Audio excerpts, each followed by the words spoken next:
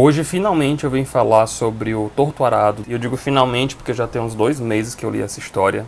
Eu li em setembro desse ano, mas agora na quinta-feira ele foi então o romance vencedor do Jabuti 2020. Fiz até um drink para comemorar aqui a vitória. Mais um prêmio que o livro ganha.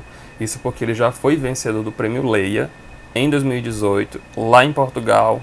Então, vida longa e mais prêmios ao Torto Arado. O Itamar Vieira Júnior, o autor do livro, ele é baiano, ele é geógrafo, é contista, romancista, ensaísta. Então ele tem uma experiência bem ampla e bem vasta na literatura. E ele é uma pessoa extremamente acessível. Eu recordo que quando eu lancei a resenha escrita lá no Instagram, praticamente no mesmo dia ele já conseguiu visualizar, ele compartilhou. Então é desse tipo de autor que realmente está próximo do leitor e que gosta de estar presente com os leitores, porque eu percebo que ele faz isso com um monte de gente também lá no Instagram. E eu acho isso de um cuidado, de uma atenção sem tamanhos com o leitor. Ainda mais quando a gente trata de autores contemporâneos, autores brasileiros que estão próximos da gente. E eu acho que justamente por ele ter passado por tantos lugares no Nordeste ao longo da trajetória acadêmica e profissional dele, ele se apropriou tanto desse ambiente, desse local, que é aqui que é sedimentada a narrativa dessa história. Não se diz exatamente que é no sertão da Bahia, mas supõe-se que seja. E uma das coisas que eu não posso deixar de mencionar a respeito dessa história, que foi justamente, acho que o início da minha resenha escrita lá no Instagram, é que ele tem um dos primeiros capítulos mais impactantes que eu já li. Acredito que em toda a minha vida eu posso dizer isso sem ter medo de estar cometendo exageros. Mas ele vinha numa crescente bem linear, na verdade. A história estava ganhando forma, isso ainda no primeiro capítulo. A história estava engatilhando, mas no final ele deixa uma cena e um acontecimento extremamente forte, extremamente impactante, e é praticamente impossível você não sentir vontade de consumir o livro inteiro naquela hora. Eu sei de todo o ápice da comoção e do movimento que foi no meio literário o lançamento desse livro. Um monte de gente começou a ler, um monte de gente começou a falar bem, e eu só escutava críticas positivas. Eu acho até que eu peguei ele no momento que já estava ali um pouco depois que esse hype tinha passado. Mas eu fiz questão de não pesquisar absolutamente nada a respeito dele. As resenhas que eu lia, eu procurava ler só por cima, sem me aprofundar muito, porque eu queria chegar nessa história praticamente assim, sem saber de nada, até mesmo para não ser influenciado nem positiva, nem negativamente. E eu acredito que foi justamente por isso que foi tão impactante para mim esse primeiro capítulo. O livro como um todo, na verdade, ele é bastante equilibrado. Os acontecimentos, as cenas aqui são todas muito palpáveis, muito firmes, muito concretas.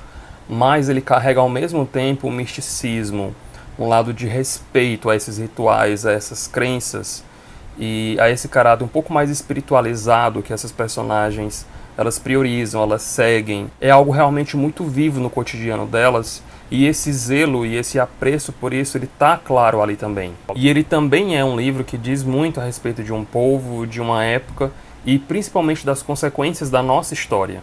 A trama se passa ali pouco depois do fim da escravidão, mas ela também demonstra que, apesar disso ter supostamente acabado oficialmente naquele período, todo esse sistema de produção, esse trato com o humano, esse trato com o outro, ele apenas se travestiu de outras formas, de outros jeitos, ao longo do tempo, inclusive hoje.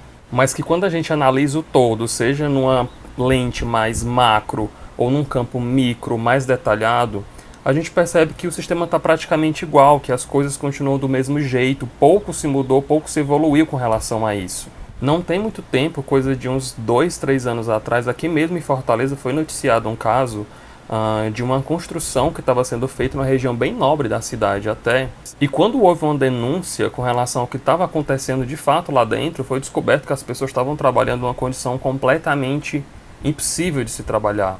Era um local escuro, um local totalmente insalubre, as pessoas tinham cargas horárias ali super extensas, não tinham tempo para descansar, elas praticamente dormiam e trabalhavam o dia inteiro. E com isso eu estou tratando apenas de um ponto, de uma centelha, que a discussão do livro ela coloca no leitor.